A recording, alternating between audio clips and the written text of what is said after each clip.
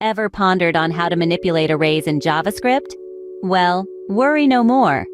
Today, we will delve into some of the most commonly used array manipulation methods in JavaScript. First, let's discuss the push method. This method adds one or more elements to the end of an array and returns the new length of the array. For instance, imagine an array with elements 1, 2, 3. By using the push method and adding 4, the array becomes 1, 2, 3, 4. Now, let's move to the pop method. This method removes the last element from an array and returns that element.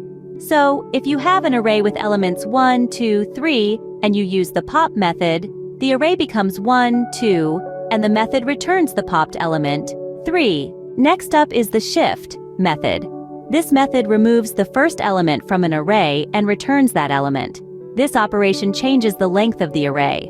For example, if you have an array with elements 1, 2, 3, and you use the shift method, it will return 1, and the array will become 2, 3. The unshift method is up next. This method adds one or more elements to the beginning of an array and returns the new length of the array. So, if you have an array with elements 2, 3, and you use the unshift method to add 1, the array becomes 1, 2, 3. Let's talk about the slice method. This method returns a shallow copy of a portion of an array into a new array object selected from start to end, with the end not included. The original array will not be modified.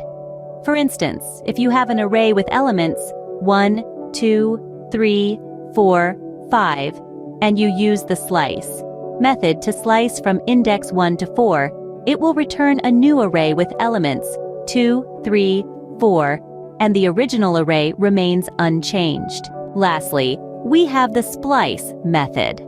This method changes the contents of an array by removing or replacing existing elements and/or adding new elements in place.